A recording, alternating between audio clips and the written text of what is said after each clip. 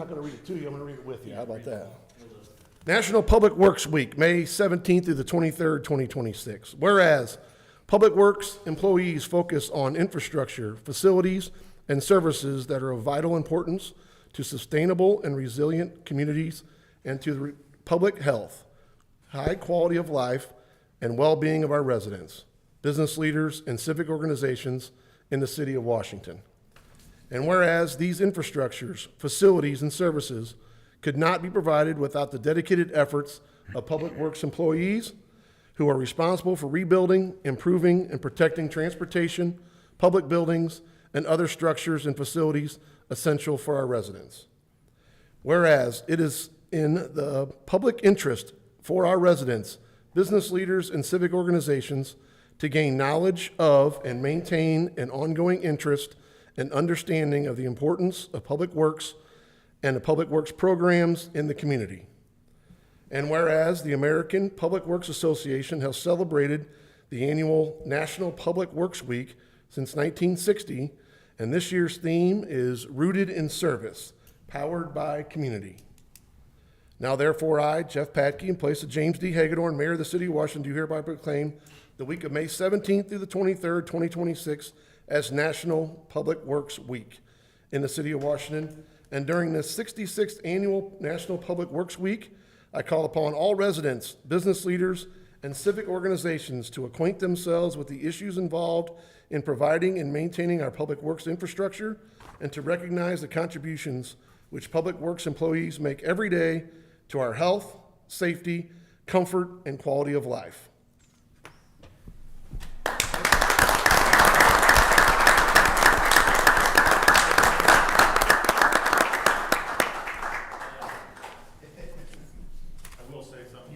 I do want to say a shout out to our employees. They're the backbone of the whole operation. So good group of guys.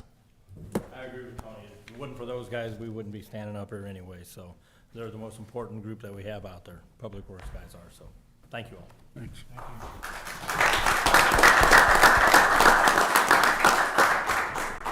If we can, Mayor, I need to go back and actually do the roll call on the minutes. It was a deputy city clerk mistake, so. Roll call on the approval of the minutes. Bear? Did you read the minutes? Read them. Yes. Did you read them? Briggs? Yes. Coulter? Yes. Heidrich? Holtmeyer? Aye. Padkey? Yes. Pepsel? Yes. Sullentrop? Yes. All right, there we Now go. your motion still stands after that? Yeah, it's all good. All right, dear council members, I herewith submit for your approval the following for reappointment to the Urban Forestry Council. Matt Sodi, term ending May 2029. Make motion. Second. Motion by Holtmeyer, second by Bear, to approve Matt Sodi for the reappointment to the Urban Forestry Council. All those in favor? Aye. Any opposed? Thank you. There you go. Thank you to Matt for serving on that. Next, public hearing, special use permit 1950 and 1960 Highway A. Yes, good evening, council. Before you have a special use permit at 1950, 1960 Highway A. These two parcels are both single-family homes, but they are zoned commercially, and the applicant is requesting a special use permit for an agricultural use. Specifically, what we're talking about here is the applicant is requesting permission to keep one mule on the property part-time. The mule will reside behind 1960 Highway A, and our zoning, our C2 General Commercial District specifically calls out, I've highlighted it here on screen, the grazing, breeding, and raising of livestock as a special use, and so therefore they're required to go through this process. These two lots total out at about just shy of 2 acres, I believe. So staff believe that it's fairly appropriate. The applicant wishes to operate in the long term, bed and breakfast business out of his home, and wishes to offer mule rides as part of the guest experience. In the meantime, they just want to have the mule on property to train it part time. During the past couple planning commission meetings, we have been discussing this law that was passed by the Missouri legislature around 4 years ago, exempting a lot of home-based businesses from our zoning processes. However, just to note, and we're working towards making our zoning compliant with this state law. We're not quite there yet, but we are operating within compliance of this state law that exempts a lot of home-based businesses. Relevant to this case, this business or this use is not exempt from our zoning, as it is visible from the street. So I guess let me back up a little bit. This red square that you see on screen here is where the mule pen will be set up behind this house here. And then if we go to this slide, you can see kind of the red circle is about where the mule pen will be, and you got pretty good visibility from where that pen will be from Highway A, so it's not exempt from our zoning. And just a few staff comments here. It's low impact, not no impact, so special use permit is required. And staff recommend conditional approval of the special use. Agricultural uses, as you kind of saw, is a pretty broad use category that has a lot of varying things, so just, tailoring that recommendation to say, hey, the applicant can only have one mule on premises at any given time, that keeps the ask reasonable. And then on screen here, you'll see the pen that the applicant wants to bring on property. And the applicant is here tonight if you want to address the council. Hello, I'm Randy Paley, and my main thing was getting another mule. I've had them, but in the last 7 years I got away from it because of my parents in bad health. But I want to ride with my niece, and it's like any animal you get, I just like to have it there through the day and then keep it overnight. I have 15 acres my dad does out at Crockle, where I'd keep it full time. But it's just nice if you want to walk by it and work with it a little bit and be around the animal. I can just make a better animal out of it. And then I wouldn't be getting it out by the road or anything. I just keep it back there. I'm not going to be, getting it out where I shouldn't be. And I'll make sure I clean up all the time after it and keep the pen looking nice. And actually the pen I'm going to use, if this goes through, is going to be a lot nicer looking. So I'll try to keep everything looking real nice and do a good job with it. And if you'd let me have it there, it'd be nice. Just it's a little hobby I got, and I just enjoy animals. And like I said, just being around any animal, it just makes them so much nicer to be by it and pet it and work with it a little bit. Just be handy. So that's Are you living in one of the houses? Yeah, I live in the brick house right there, and then we got the other one there. It's sitting empty right now, like with my parents, and I got them. But yeah, we're gonna fix it up for a bed and breakfast. That's our goal. Yeah. I live in that brick. I bought that brick house right out of high school, and I've had it ever since. So I've been pretty lucky. So yeah. I know it's a mule, but didn't we used to have horses in town anyway? Yeah, I'm sure at some point you had other places that did. You've got your agricultural code. When the code got revised in 2017, I'm sure it just probably wanted to make sure that people are aware in commercial areas for stuff like this. I mean, this is the same zoning that you have out on the highway. So, I mean, if Walmart came to you and said they wanted, I mean. Yeah, it would be the same exact process that you're seeing today. It's just this. Exactly. So. Yeah. These homes are all zoned. C2. Commercial along Highway A, because there is kind of a mix of uses there in addition to single-family homes. So. Any other questions for the applicant? I think it's okay with me as long as you name that mule Darren.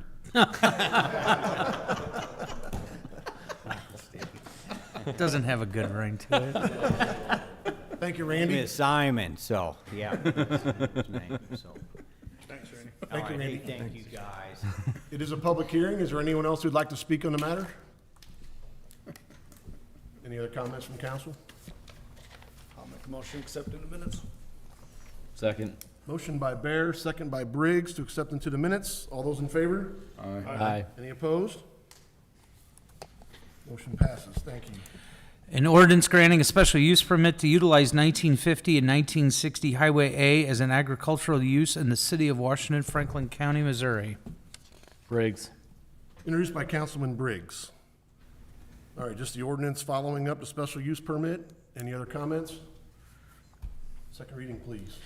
An ordinance granting a special use permit to utilize 1950 and 1960 Highway A as an agricultural use in the city of Washington, Franklin County, Missouri. Padkey? Yes.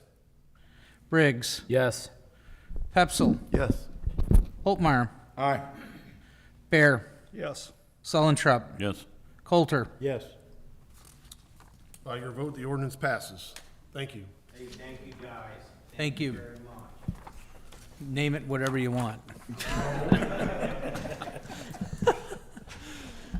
Code amendments, fire code duplication.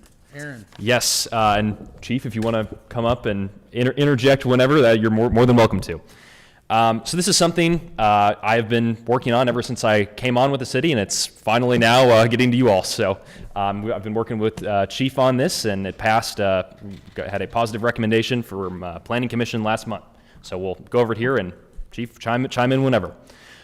So just kind of a brief overview about historically how the zoning code and the fire code have interacted. So historically, the fire department believed the best way to ensure safe, clean, and adequate development throughout the city was to add pieces of the fire code to the zoning code.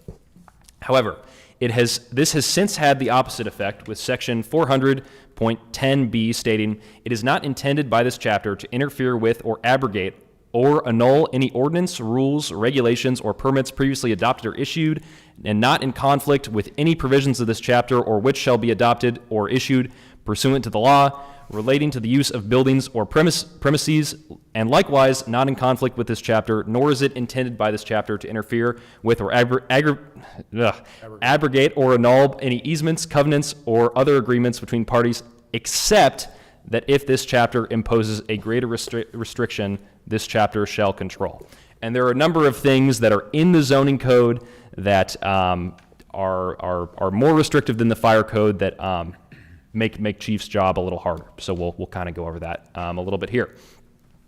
So just talking about the responsibility of the zoning code versus the fire code. The responsibility of the zoning code, or the planning commission specifically, is to use the zoning code and comprehensive plan to guide the city council on land use, infrastructure, and design to better the community, while the fire department / building department using the fire code to ensure the health, safety, and welfare of the public. There are certain items within the zoning code the fire code should regulate. These include fire lanes, fire department connections, flashpoint, flammable liquids, and combustible liquids. That actually should read, these are the items within the zoning code that the fire code should regulate, not the other way around. So the implications of what our current the fire lanes, fire department connections, flashpoints, combustible liquids, those things being in the zoning code, the implication that they have on the fire code is as follows. So the fire chief is granted discretion to waive or impose more stringent requirements on a case-by-case basis for regulations in the fire code. However, this is not the case for these items controlled by the zoning code, per that section I mentioned earlier. This is problematic for the fire department, development community, and planning department. The fire department does not have control of several matters they ought to be enforcing, such as fire lanes and fire department connections. For the development community, if there is an issue with a fire lane, this means a variance. They have to go to the Board of Adjustment. That's $300, around a month turnaround, instead of just permission from the fire chief. I've got an example up on screen. About a year ago, Taco Bell that you see up there, they subdivided off from the rest of the shopping center, and they did not have a wide enough fire lane. And Chief had no problem with this, as to my understanding. And they had to go to the Board of Adjustment because we have specific fire lane lengths in our zoning. So just an extra step for those who want to subdivide their property or have a non-conforming situation that makes some sense. And then for the planning department, the zoning code and fire code should work together, but to strengthen both codes, they should remain separate. And then some additional, I guess, let me back up a little bit here. So these code changes specifically are we're aiming to remove the fire lane regulations, the fire department connections, flashpoint, flammable liquid, and combustible liquid from our zoning code. However, these will be regulated by our existing fire code. So these we're still regulating them. It's just not planning and zoning who have sole responsibility. It's the fire department, which is how it ought to be. And then just some additional things that me, Chief and I worked on. Several definition changes to fit the International Building Code, kind of have some syncrasy there with the building department. Those being boarding houses, lodging houses. Additionally, a new definition shall be added for above ground storage tanks, that being the following. And these will be a special use in our agriculture, general commercial, industrial, and planned commercial and planned industrial zoning districts. And so with that, questions, comments, and anything else you want to add? Sure. Good evening, council. Little history. How this came about was go back 25 to 30 years, the codes were a little weak in some of the ways that it was written for the enforcement of some of this. And so at that time, this was kind of baked into the zoning code as a way to ensure that it was enforced and that it could be put into place. A lot of this was held out in annexes, and if you don't adopt an annex specifically, you can't necessarily enforce that. And so what this has done is basically, now that the codes are much more robust, it cleans it up and puts the right code language in the right spots. And it takes out these restrictions. The month for the Taco Bell is actually very generous. That was actually about a 3-month delay in that project and a number of visits with attorneys. So it's very costly on some of this stuff. There's another instance, for example, the property at 6540 Highway 100, which is where Los Cabos and the pool company are. There's a 3-foot section of fire lane that's 2 foot too narrow. That had to go through all of the same stuff for 3 foot of fire lane, which is not an issue. But because of the way the code's written, we have to go through the process. And this basically removes all of that. In all of this, the one thing that I noticed in going through all of this that Aaron and I spoke about briefly is that the above-ground tanks, we may broaden that out and just clarify it to everything that above-ground tanks, period, are special use across the board. It's basically the fire code forces you to regulate it, but it's just a way that we catch it, because right now we have no way of really catching it when something's being built until usually it's too late. So you'll be the one reviewing the plans on something new that's coming in? What happens here, Joe, is that yeah, we review some plans, but not all of it. And there's a team approach with the various departments within the city. So we do a site plan on new developments. But as far as these particular topics go, when they bring in a set of drawings, then we'll look at fire lanes and look at all those things. P&Z, what their job is to say, okay, yes, this building makes sense in this area, or this building doesn't make sense, or this type, I shouldn't say building, this Use. occupancy use doesn't really make sense. Like the previous one, the agricultural, for example, it makes sense in that spot, but it may not make sense to put an industrial type of occupancy in that same location. And so that's what the zoning code's really there to do. And what was happening is there was language. The language in some places is verbatim in 3 or 4 spots, including the zoning code. So if there was any changes to this, you had to go through a pretty arduous process to get it amended, because it's two or three different people that are controlling it. And so it was putting it out in front of boards of adjustment. Then you start to have to find additional fees and cost, and it just really slowed things down. And the Taco Bell example is a great one, because that really was a pain for everybody. It was pretty much of a pinch point for everybody, and we realized that this really needed to be fixed. Okay. Propane tanks fall under this zone? Man, that is a great question. That I do not have the answer for. What did you say? I'm sorry, I didn't. Propane tanks? Yeah, those would be in with this definition of above ground. And I would have, and that's why R may be exempt from here, Steve. The above ground storage tank, what drove that was the energy crisis back in the 70s and above ground fuel tanks in alleys. They didn't want gasoline being, somebody buying bulk gasoline in a 300-gallon above ground tank and being stored. That's where that came from. But that is an excellent question. Or actually, I'm sorry, that's wrong. They're not included in this definition. It uses the International Fire Code tank definition, and that does not include propane tanks. that you would use in many residential Separate uses. codes So- for a propane tank. I'd have to look at that. That's a good question. I don't know the answer to that. As it's written right now, as this is being proposed to you, it would not affect residential. So home heating fuel would be anything in R would be exempt. And that's why I'd like to look at this in the totality of it. But we may have to put an exception in for up to 500-gallon propane tanks or 1,000-gallon propane tanks. That's considered an above-ground tank. Correct, exactly. So we'll have to look at that. And then also, like you said, the size of it, is it a 200-gallon tank, is it a 1,000-gallon tank, does that make a difference too? In the fire code, it depends on the size of the tank and the type of material. The Right. size of the tank is dependent on the type of material. And so if you want to put an above-ground water tank in, who cares? But it depends on the hazardous material that's being stored. So there's different requirements in Chapter 50 of the fire code. Well, the bottom line of this is stating that special use in Ag, C2, M1, M2, land development, in land development. Commercial, C and I. industrial. So residential are not even on this list Right. because they're not allowed in residential. No, they are. Is that- So you're saying we can put that 1,000-gallon fuel tank in my backyard without a permit? That's what I need to go verify, honestly. That's why that last line, we need to go back and verify that as to what the code actually allows.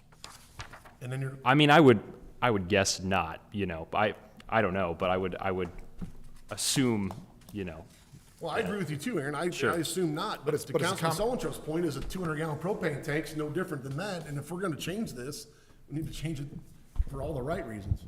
And I need to look at because there are some home fuel exceptions in the code, and I can't give those to you off the top of my head. I don't know without researching that yet. And there's a fuel oil? 250-gallon fuel tank inside their basement, maybe. Yeah, fuel oil tank and. Those are actually allowed. Those are in Chapter 4 or 5 of the IFC now, and so there are provisions allowed. They're not for that. combustible. It's correct. It's a non-combustible, it's a combustible fuel, not a flammable liquid, and you're allowed, there's a capacity limit on it as to what you're allowed. And nobody's exceeding that capacity because it's a type 3B liquid. Any other comments? Do we need to approve this ordinance after you go do this homework? I think it would make sense to approve it as it is because really You can go nothing- back and This change. is not changing the existing ordinance now or the existing code language as far as those special uses. So it would be a matter of kind of going through that and then making a mod in the future if we needed it. I would encourage you to pass this as it is, and it would make it much simpler for the development community and much simpler for P and Z to do their work. So we would be looking for our approval here tonight and then potentially going back and checking. And I'll have answers for you in a month or so. Except in the minutes. Well, we got it, it's public hearing. So if Chief is finished, then we'll ask anybody else. Any questions? I'm sorry. Any other questions for Chief? Thanks, Tim. This is a public hearing, so if anyone else would like to speak on this matter. All right, seeing none, any other discussion from council? I'll entertain a motion. So move. Motion by Sullentrup, second by Holtmeyer to accept into the minutes. All those in favor? Aye. Any opposed? Motion passes. Thank you. An ordinance amending sections 400.045, 400.110 .c, 425.005, and Chapter 400, Attachment I, and repealing sections 400.090.d.6, 400.095.d.6, 400.100.d.7, 400.105.d.7, 400.110.d.3, 425.010.a.3.g, and Chapter 435 of the Code of the City of Washington, Missouri. Not as good as Sherry would have done it, but Well, oh, yeah, well, that's fine. B-team, buddy. That's Remember, the- you're on it. this is the ordinance that subsedes our discussion here. Any other comments? Need a motion, or need an introduction? Sully introduced it? Introduced by Councilman Sullivan. Okay. Any other discussion? Second reading, please. I'll have fun. An ordinance amending sections 400.045, 400.11.c, 425.005, and Chapter 400, Attachment I, and repealing Sections 400.090.D6, 400.095.D.6, 400.100.D.7, 400.105.D.7, 400.110.D.3, 425.010.A.3.G, and Chapter 435 of the Code of the City of Washington, Missouri. Padke. Yes. Briggs. Yes. Pepsel. Yes. Holtmeyer. Aye. Bear. Yes. Sullentrop. Yes. Coulter. Yes.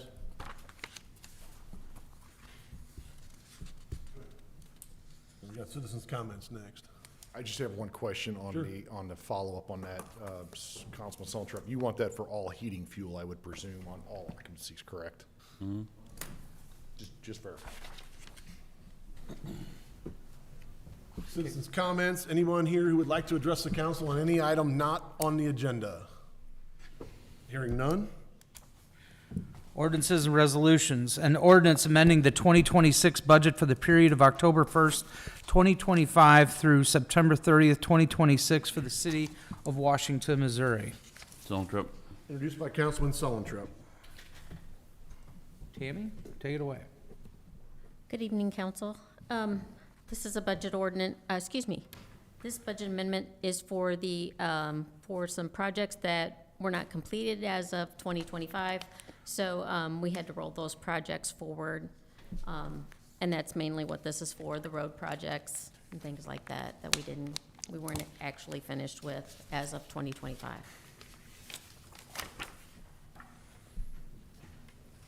Any other questions for Tammy? Good job. Other discussion? Second reading. Hearing none, second reading, please. An ordinance amending the 2026 budget for the period of October 1st, 2025 through September 30th, 2026 for the city of Washington, Missouri. Padke. Yes. Briggs. Yes. Pepsel. Yes. Holtmeyer. Aye. Bear. Yes. Sullentrop. Yes. Coulter. Yep. By your vote, the ordinance passes. Thank you. Thank you. An ordinance amending section 210.2570 of the Code of the City of Washington, Missouri. Introduced by Councilman Holtmeyer. This is the item that we've discussed the last couple of council meetings about amending the construction work during certain hours of the day and certain times of the year. I believe we have in it everything that the council had requested at the last meeting. Any questions? Irony has it, Mr. Hydrich is not here tonight, but we changed it. I think it makes sense and I hope it's the right thing. The big change here is the 8 AM on Sunday versus the earlier time. And Correct. Right. Correct. Right. All right, any other discussion and comments? Second reading, please. I'm sorry, who introduced it? Holtmeyer. Holmeyer, thank you. Second reading, an ordinance amending section 210.2570 of the Code of the City of Washington. Padke. Yes. Briggs. Yes. Pepsel. Yes. Holtmeyer. Aye. Bear. yes. Sullentrop. Coulter. Yes. By your vote, the ordinance passes. Thank you. An ordinance amending, an ordinance authorizing and directing the execution of a Missouri Highways and Transportation Commission cost share agreement by and between the City of Washington, Missouri and the Missouri Highways and Transportation Commission for the Highway 47 widening project, SL 0082B. Saltrop. Introduced by Councilman Sullentrop. Good evening, council. Back in December, we were awarded the 50/50 cost share for the 47 project. This is finally just getting around to the formal agreement. We are waiting on some of the cost distribution, trying to line that up with the STP application that we're putting in. So, any questions? A positive comment on that is we just recently found out that we are on the recommended list for the STP grant application that was submitted. So therefore, the 80% of this, half of this, is also going to be recommended. There will be a workshop for the Franklin County community, for all of the county. They will hold it here in our council chambers I don't hold, I want to say July 27th, I think is the date. So it will be posted for you guys to go ahead and attend. I strongly encourage you to go ahead and provide comments to MoDOT that night about, express, not just for MoDOT, but for East West Gateway, so that they know that the city's behind the application. Charles will know that date. Yes. Yeah, we'll send that out when we Yep. send that out. All right. Any other comments, questions? Second reading, please. An ordinance authorizing and directing the execution of a Missouri Highways and Transportation Commission cost share agreement by and between the City of Washington, Missouri and the Missouri Highways and Transportation Commission for the Highway 47 widening project SL 0082B. Padke. Yes. Briggs. Yes. Pepsel. Yes. Holtmeyer. Aye. Bear. Yes. Solentrup. Coulter. Yes. By your vote, the ordinance passes. Thank you. An ordinance authorizing and directing the execution of a supplemental agreement number 1 with SC Engineering LLC doing business as Cochran for engineering design services for the 3rd Street roadway and ADA compliance project STBG-6401-603. Bear. Introduced by Councilman Bear. So this is for our 3rd Street project. We're working with Cochran on design from Jefferson to High Street. Until we got into the environmental review, we didn't really know the true scope of the cultural resources, which would be needed because this is a historic district working through the downtown portion. So now that we have a better idea, that's the supplemental $8,000 that we'll need for that. Questions? Any other questions for Charles? Comments? Second reading, please. An ordinance authorizing and directing the execution of a supplemental agreement number 1 with SC Engineering LLC doing business as Cochran for engineering design services for the 3rd Street roadway and ADA compliance project STBG-6401-603. Padke. Yes. Briggs. Yes. Pepsel. Yes. Holtmeyer. Aye. Bear. Yes. Solentrup. Yes. Coulter. Yes. By your vote, Is this sidewalk and street? Is it what? Sidewalks and streets?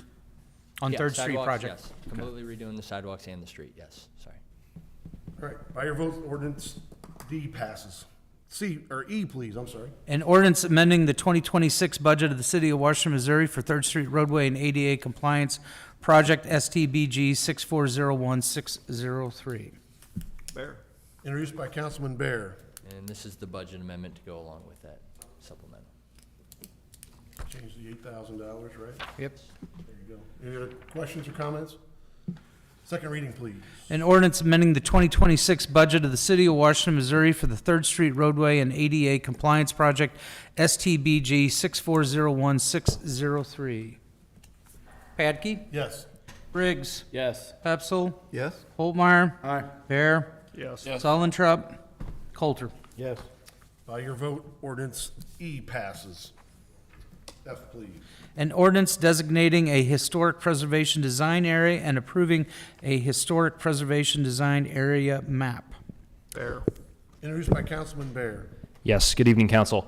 The following is a request from a property owner and operator to be removed from our historic preservation design review area, which you can see on screen is currently what it looks like. Just a reminder to the council.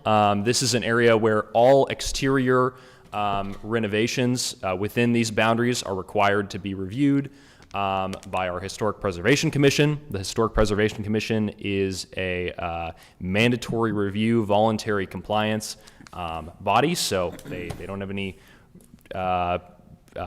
teeth, but their suggestions are often valuable to property owners as they look to improve the historic significance of this area of Washington. That being said, some history on this specific request. There's this letter from the operator, and then I placed a letter on your desk from the property owner. The operator at Mangiabella at Elijah McLean's requested a sign permit on early March, I believe, and staff informed the applicant that backlit cabinet signs are not permitted in the historic district, or the design review area. So while, all exterior improvements are required to be reviewed within this area, there are a couple places in our sign code that specifically call out backlit cabinet signs and electronic message display signs as prohibited within these boundaries you see on screen here. And so as a result, the applicant took this case to the Board of Adjustment, where the Board of Adjustment denied a variance to allow the applicant to put up the sign that you see on screen here. And as a result, the applicant is requesting to be removed from the design review area. Staff don't really have that many concerns with this. As you can see, Elijah McLean's is on the very edge of our design review area. It's not really contiguous to the rest of downtown. It was this removal was approved by our Historic Preservation Commission, and our chair even said that 600 West Front may not even be eligible to be nominated to the National Register of Historic Places, as of all the renovations that could, have gone on over the years. Something that they mentioned in that meeting, which I thought was pertinent to this request, is that all demolitions are required to be reviewed if they are within the historic preservation design review area. And so I'm not saying anyone is going to do this, but that is something that if the 600 West Front were to be removed, that would just be one protection, that the city would not have as an additional review. That being said, this was also reviewed by Planning Commission, and as you may see by the letter on your desk, they recommended denial and recommended that it should not be removed from our design review area.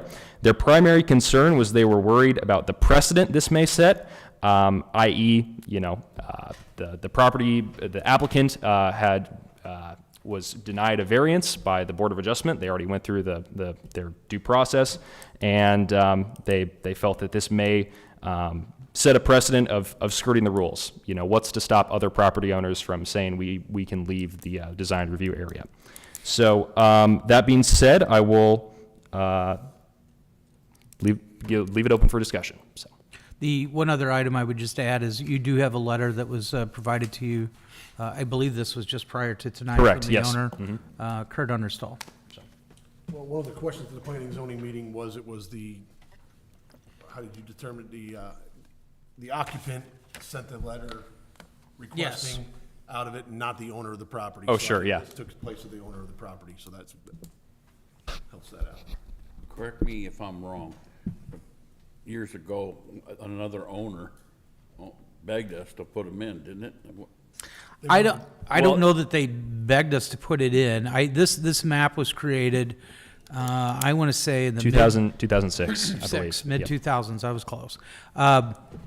When they decided to go ahead and make it mandatory review. Prior to that, we did not have mandatory review, and that's when this map was created to say, okay, what properties are going to be subject to be reviewed by the historic preservation.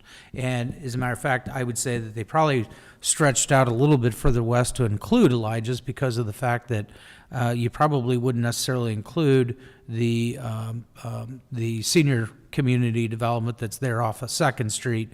That would probably not necessarily be, part of a, what's the word I'm trying to look for that they use? Contributing structures. So with that, that's the only reason why that went that far. But the rest of it was really designed for all of downtown and to pick up those properties on Front Street. So. To Councilman Soldiers' point, 10 years ago plus, the owners at that time wanted to be part of downtown Washington. Oh, if you're talking about, if you're talking about with regards to zoning. In the district. Yeah, they wanted to be, and these are two separate, so just remember this. This is a design review area district. That is not the same as the zoning. C3 is a different, is the zoning district for downtown, but it does not have the same boundaries of what you see on that map right there. Aaron's pulling up the zoning map right now. You can see those areas, and then the areas that you have in, is it blue? Yeah, this light blue here Blue is over there. our downtown C3 zoning district. Yeah. And Elijah McLean's also has a different, and so yeah, they wanted to be, have, you know, our downtown zoning. I believe it was because of parking. Is that correct? That Yeah. is correct. They wanted to go ahead and add some additional structures on that would require additional parking. So they came to the city and wanted to request the C3 downtown zoning district. And I believe, I'd have to go back and research, but I know it went through planning and zoning, but I think somewhere along the way it got denied or recommended for denial, and they dropped their application before it ever got in front of city council. That's my recollection. I My whole apologize if thing I'm is, wrong. they should probably be out of that because of where, they're on the very end, plus the business is trying to get established, and they have no decent sign to show them that they're up on that hill. Right. So, and they're incorporating the old pillars with the sign, so Not the old colors, the old sign. It's a historic sign that we're trying to put back up, so. yeah. So I Who's we? definitely think we should let them out of it. I have no stake in it, sir. Okay. Any other comments from council? I guess a couple things I would like to mention, a few more things. Next, let's see, the June 1st council meeting, there'll be two items that'll be related to this item on the agenda. One is a small code amendment. There's a section in our code that, even though you'll be, the adoption of the new design review area is on the table for tonight. There's a section in our historic preservation code that refers to the specific ordinance that was passed in 2006. So we'll just be updating that to, be this ordinance that may pass tonight if that goes through. And then we also are looking to change our sign code to not completely ban backlit cabinet signs or electronic display signs. And those changes were recommended by Planning Commission. So those are just something to look forward to next council meeting. So. All right. Any other questions for Aaron? Any other comments from council? All right, second reading, please. An ordinance designating a historic preservation design area and approving historic preservation design area map. Padkey, Yes. Briggs, Yes. Pepsel, Yes. Holtmeyer, No. Bear, Yes. Sullentrop, Yes. Coulter. Yes. By your vote, ordinance F passes. Thank you. G, please. Okay. An ordinance approving a boundary adjustment for Schlitt Acres in the city of Washington, Franklin County, Missouri. Aaron? Introduced by Councilman Sullentrop. Yes, good evening. This is a boundary adjustment. We looked at this property off Highway A here, just south of Chamber Drive, just a couple of months ago. After that boundary adjustment was approved, the applicants came to planning and engineering for an expansion that they plan to do back, let's see, right back here and on these parcels, but they forgot to anticipate the rear setback here, so they need just a little bit more room off the side to accommodate that expansion. And so the red that you see here is the old lot line, and the green will be the new lot line that we're changing. So really, we're just shifting this boundary here from lot 1 into lot 3 just a little bit. So that's what this boundary adjustment is for. Lot three will have the recommended square footage then? Yes. No, lot 1 will have the recommended, it's a setback from on a lot 1 improvement, Steve. But Green line, they'll thank all have the minimums, they'll all have the minimum lot size. Yep. That's the key. Any other questions for Aaron? Any other comments? Second reading, please. An ordinance approving a boundary adjustment for Schlitt Acres in the city of Washington, Franklin County, Missouri. Padkey, Yes. Briggs, Yes. Pepsel, Yes. Holtmeyer, Aye. Bear, Yes. Sullentrup? Coulter? Yes. By your vote, ordinance G passes. Thank you. A resolution authorizing the city of Washington, Missouri to apply for funding through Missouri State Historic Preservation Office for the City of Washington Design Guidelines Project. Yes, good evening.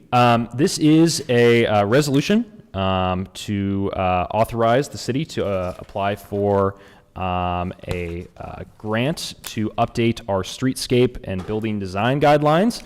These guidelines are just about 17 years old, and a lot has changed in downtown Washington in the past 17 years, and so we believe it's apt to go ahead and update these. There's a pretty good matching grant out from the State Historic Preservation Office, so yeah, any questions?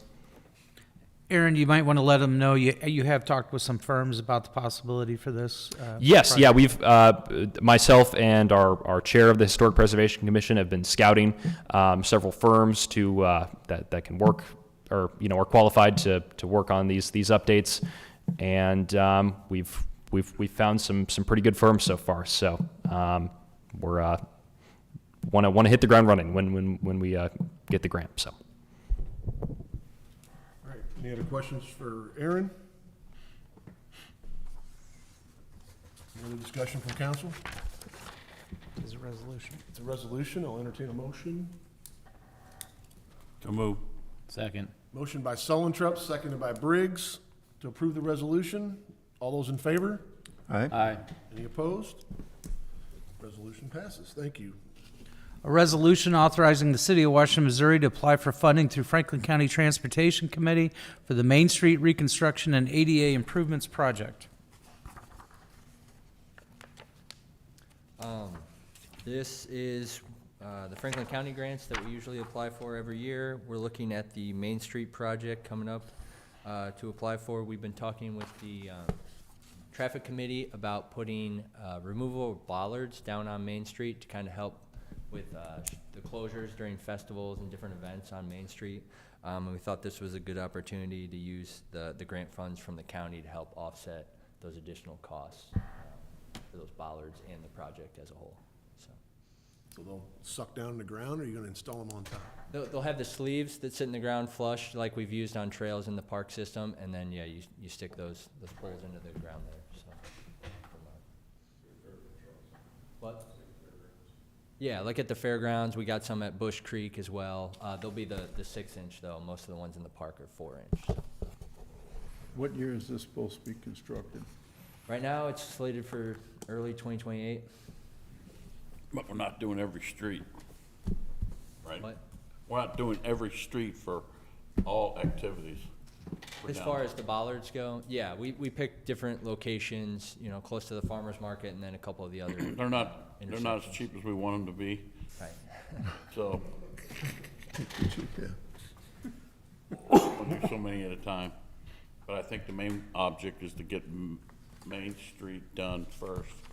while we Yeah, do that redo Main the Street's whole the street. focus, that's where most of the events are. Well, Start during construction is a perfect time to do it. Right, we definitely didn't want to have to go back in and put these in later, so. Right. Any other questions for Charles? Comments? Get a motion? Move to approve. Motion by Pepsel, second by Bear. Pardon me. Sorry, he said it quietly, but he was first. All those in favor? Aye. Any opposed? Ayes have it. Resolution I passes. Thank you.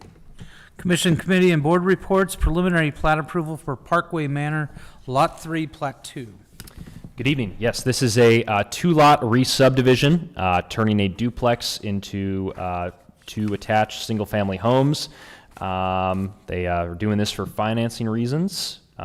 Meets all minimum lot sizes, setbacks. Yeah, any questions? Any questions for Aaron on this item? Comments? I need a motion to accept. Make a motion. Motion by Sullentrup, Second. second by Bear. All those in favor? Aye. Any opposed? No. Okay. So accepted into the minutes. And ordinance to follow. An ordinance approving the final plat of Parkway Manor Lot 3, Plat 2 in the city of Washington, Franklin County, Missouri. Zoltrop. Introduced by Councilman Sullentrop. This is the ordinance that subsedes the preliminary plat approval. Correct. Ahead. We're waiting for our deputy city clerk to catch up on his paperwork. All right. An ordinance approving the final plat of Parkway Manor Lot 3, Plat 2 in the city of Washington, Franklin County, Missouri. Patke. Yes. Okay. Briggs. Yes. Pepsel. Yes. Holtmeyer. Aye. Bear. Sullentrop. Coulter. Yes. By your vote, ordinance 8B passes. Thank you.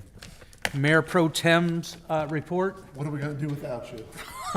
Well, you got one more meeting with me, so Now, just hopefully I won't be as busy. so people in the public know, the mayor's nothing wrong, just on a trip back from Germany, stuck in Minneapolis, from what I understand. That's correct.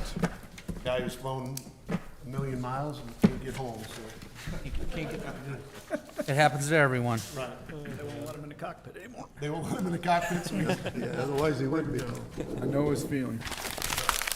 City administrator's report, no report. No report? No report. Better have one next meeting. I will. Council comments. We did a proclamation for a young man a couple years ago at the age of 105, probably. Yes. And we lost him this weekend, so,